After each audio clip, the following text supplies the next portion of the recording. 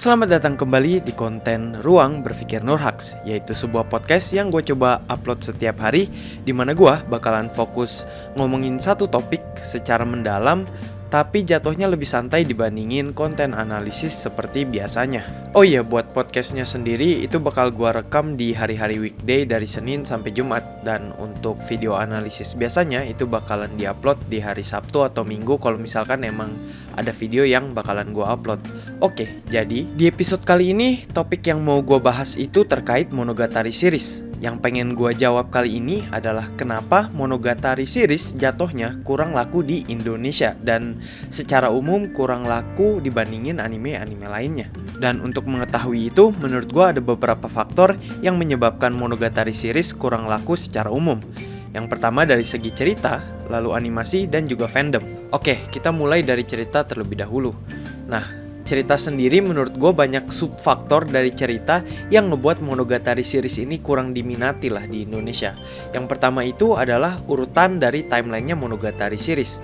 Seperti yang kita lihat kalau misalkan kita search di YouTube Monogatari series, hal pertama yang bakalan muncul itu selalu terkait urutan timeline dari Monogatari series. Kayak gimana sih cara nonton Monogatari series yang baik dan benar? Padahal setelah gua nonton Monogatari series dari Bakemonogatari sampai season terbarunya Monogatari of dan Monster Season, itu menurut gua timelinenya sama sekali bukan inti dari Monogatari series itu sendiri. Ini juga nyambung ke salah satu subfaktor lainnya, yaitu setiap karakternya bakalan dibahas secara mendalam. Jadi sebenarnya inti dari Monogatari series itu bukan di urutan timeline atau cara kita nonton, tapi bagaimana kita bisa memahami setiap pembahasan karakter secara mendalam. Nah, itulah yang menjadi masalah bagi Monogatari series di Indonesia, di mana anime pada umumnya itu bakalan memfokuskan pada ceritanya secara linear, tapi kalau Monogatari itu bakalan fokus ke suatu peristiwa untuk menceritakan karakternya secara mendalam. Nah, ini juga nyambung ke salah satu subfaktor dari cerita juga, yaitu karakternya itu-itu aja. Kalau misalkan kita lihat di Kimetsu no Yaiba atau Naruto atau anime shonen pada umumnya, itu karakter barunya tuh kayak ada aja gitu.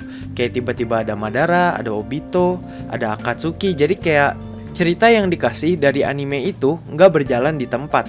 Nah, sedangkan Monogatari tuh punya beberapa karakter utama aja yang diceritain dengan peristiwa-peristiwa berbeda.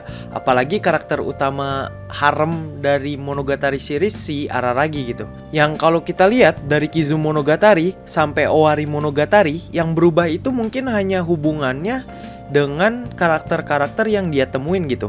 Kayak Senjo Gahara akhirnya pacaran sama si Araragi. Terus si Hanekawa Tsubasa udah kayak merelakan si Araragi. Jadi kayak lebih ke hubungan antar karakternya gitu yang penting dibandingin cerita dari anime itu sendiri. Tapi sebagai fans Monogatari, ini adalah sebuah poin plus untuk series ini. Karena di anime mana lagi kita bisa melihat hubungan karakter yang begitu dalam. Sehingga yang selalu dibahas itu hubungan dan filosofi dari masing-masing karakter, bukan cerita ataupun gimana ending dari sebuah cerita yang mereka ceritakan di anime itu. Nah, selain itu, poin plusnya lagi adalah karena karakternya itu-itu aja, jadi si autornya juga gak bakalan ngebunuh karakter yang kita sukain kayak di anime-anime lain. Nah, selain itu, kalau misalkan kita lihat Monogatari ini actionnya itu cukup sedikit dibandingin dengan anime lain. Seperti Frieren pun menurut gue bakalan lebih banyak actionnya dibandingin Monogatari series ini. Sebenarnya ada beberapa, cuma kurang di highlight dan emang jarang banget gitu. Jadi ya, itu adalah salah satu alasan kenapa Monogatari series kurang laku terutama di Indonesia. Nah, udah mah yapping dan sedikit actionnya, anime ini juga sangat filosofis banget gitu. Kalau misalkan Frieren itu filosofinya gampang dicerna dan membahas keseharian, Monogatari itu filosofisnya kadang rada ngaco dan terlalu dalam gitu. Jadi jatuhnya terlalu berat dan gak masuk akal juga kadang-kadang. Kadang-kadang juga yappingnya tuh gak terarah gitu. Dari ngomongin A tiba-tiba ke B, tahu-tahu ada lelucon referensi, dan tahu-tahu ada fanservice yang tiba-tiba muncul gitu. Nah, selain yappingnya yang gak terarah dan terlalu filosofis, kadang juga referensinya tuh terlalu jauh gitu. Dan jatuhnya elitis dan beberapa orang doang yang tahu. Jadi jatuhnya kurang relatable aja bagi audiens luas gitu. Nah, salah satu contoh jokes yang baru gua ngerti belakangan ini, itu jokesnya Hachikuji yang terulang terus yang Famimamita gitu. Jadi ngomongin Family Mart gitu. Kan pada saat itu Indonesia belum ada Family Mart ya. Terus kayak ada jokes mereka menjual cinta di Family Mart dengan harga 100 yen doang. Nah itu kan kayak super absurd dan susah dicerna gitu ya, kayak apa maksudnya gitu. Jadi ya ini adalah salah satu alasan kenapa Monogatari series tuh kurang bisa diterima di Indonesia. Nah, kalau misalkan kita mau pindah ke light novelnya itu sendiri belum ada terjemahan resmi ke Indonesia, ke bahasa Indonesia maksudnya. Jadi kayak kita harus belajar bahasa Inggris dulu dan mengerti konteks-konteks dan penggunaan frasa dan kata yang cukup susah. Jadi gue sendiri punya beberapa light novelnya dan jujur itu penggunaan katanya tuh aneh-aneh dan referensinya lebih jauh-jauh gak jelas dibandingin dengan animenya. Nah, tapi gue juga mau mengapresiasi Alex Media Computindo yang mengadaptasi manga dari Bakemonogatari series. Karena kalau misalkan dilihat-lihat, manganya ini lebih cocok dengan audiens Indonesia. Karena art yang digunain di manganya Bakemonogatari ini dibandingin animenya itu jauh banget cuy. Menurut gue kalau misalkan diadaptasi ulang dengan style manganya ini bakalan jauh lebih laku dibandingin Bakemonogatari yang ada sekarang. Nah, walaupun gue pikir manga ini cocok dengan audiens orang Indonesia, tapi pada dasarnya Monogatari series itu tetap series Yeping cuy. Jadi kalau misalkan kita kurang tertarik sama artnya, apalagi dengan Yepingnya gitu. Nah, dibandingin dengan anime dan light novelnya, menurut gue manganya ini juga lebih cocok karena kita tinggal ngikutin urutan volumenya dari 1 sampai ke 20-an gitu. Dibandingin dengan light novel yang judulnya beda-beda dan urutannya berbeda sama kayak animenya. Nah, itu kan kalau misalkan dari segi cerita ya. Nah, kalau misalkan kita lihat dari animasi, salah satu faktor utama terbesar kenapa Monogatari series gak laku di Indonesia itu karena banyak yappingnya dan actionnya jarang. Lihat aja, anime yang banyak obrolannya dibandingin actionnya itu dibilangnya anime ngantuk cuy. Menurut gue itu udah stigma yang membuat Monogatari susah diterima di Indonesia. Selain itu, cara mereka mengeksekusi animasinya itu super duper kreatif cuy.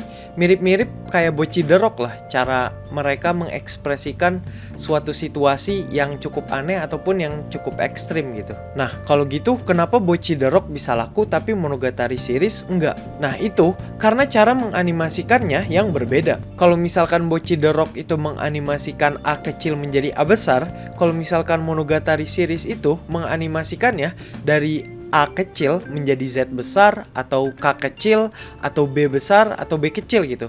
Jadi kayak nggak ada pattern tentu yang membuat kita terbiasa dengan style animasinya si Monogatari series ini. Nah, karena faktor itu kadang ngebuat penontonnya pun jadi ikut pusing atau kayak rada bingung gitu. Nah, selain itu juga menurut gue salah satu masalah dari Monogatari ini itu fanservice-nya kadang kejauhan dan tiba-tiba banget gitu. Kalau misalkan fanservice di anime lain juga tiba-tiba tapi kayak nggak terlalu ekstrim. Kalau misalkan Monogatari series, Bakemonogatari aja pengawalannya itu ngeliatin pantsunya si Tsubasa Hanekawa gitu. Kayak kurang aneh apa, baru juga mulai animenya kita nggak tahu apa-apa. Tapi yang eksposisi yang kita ketahuin itu shot pantsunya si Tsubasa Hanekawa gitu, kayak kenapa? Tapi ada juga sebenarnya pembelaan dari statement gua tadi. Karena shot pantsunya Hanekawa yang pertama itu mengkilas balik ke awal Kizumonogatari. Karena disitulah permulaan kisah pertemanannya si Araragi dan Tsubasa Hanekawa. Jadi ya sebenarnya nggak salah fanservice-nya juga kejauhan gitu. Tapi emang kalau misalkan dari audiens Indonesia yang untuk hal tersebut masih tabu, itu nggak bakalan mudah untuk diterima gitu.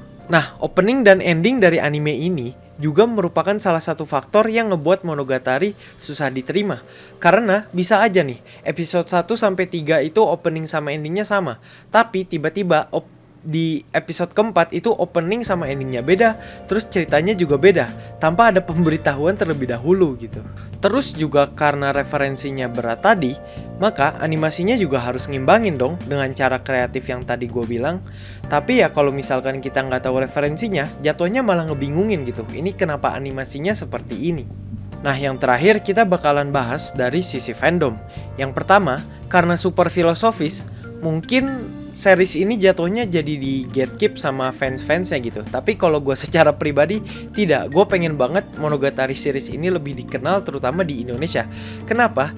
Dengan Monogatari series lebih terkenal, maka merch-nya dan seri-serinya bakalan lebih gampang masuk dan kreatornya pun gak bakal segan untuk mentranslasikan karya-karyanya ke bahasa Indonesia. Lalu menurut gue juga anime ini juga bukan tontonan untuk SD sampai SMP gitu. Karena gue sendiri pernah nonton waktu sekitaran SMP dan kayak gak ngerti apa-apa gitu. Jadi kayak bosen. Tapi meskipun begitu pasti adalah beberapa outlier anak SD atau SMP yang suka dengan anime seperti ini. Tapi kayak gue yakin jarang banget terutama di Indonesia gitu. Pasti lebih populernya lebih ke shonen-shonen yang menyemangati kehidupan mereka dan ya mengangkat imajinasinya gitulah untuk bisa hidup lebih bahagia I guess. Nah karena gue rasa series ini di gatekeep, maka dari itu fansnya dikit. Karena dikit ya merch-nya juga bakalan susah ditemuin dan super rare gitu. Jadi kayak sebab akibat gitu. Karena merch-nya rare, gak ada yang tahu, anime juga gak ada yang tahu gitu. Nah kalau misalkan animenya ada yang tahu kan bakalan ada inisiatif dari pembuat merch untuk ngebuat merch Monogatari series ya. Jadi kayak bakal naik gitu. Dan masalah terakhir menurut kepercayaan gua itu adalah yang dibahas dari Monogatari series itu selalu timelinenya yang bikin pusing. Tapi bukan filosofi atau inti dari masing-masing cerita dari karakternya. Kayak seperti yang kita lihat kebanyakan konten di Indonesia itu kurang lebih rangkuman cerita atau kayak review dibandingin dengan membahas karakternya secara mendalam. Kayak kenapa sih karakter A melakukan ini? Terus kayak apa sih yang bisa kita ambil dari ceritanya si A buat kehidupan kita secara pribadi? Ya jatuhnya kan terlalu filosofis. Nah itu makanya kenapa Monogatari series kurang laku di Indonesia. Nah gimana nih menurut kalian? Kalian setuju nggak dengan bahasan gue tadi? Kalau misalkan kalian punya opini kalian masing-masing kenapa Monogatari series ini nggak laku, ayo kita diskusi di kolom komentar di bawah. Atau kalian mau diskusi sama gue secara langsung lewat Discord atau apa? Mungkin nanti gue bisa tambahin linknya kalau misalkan emang ada yang minat. Oke, mungkin sekian yang bisa gue bahas kali ini. Semoga bermanfaat. Ciao!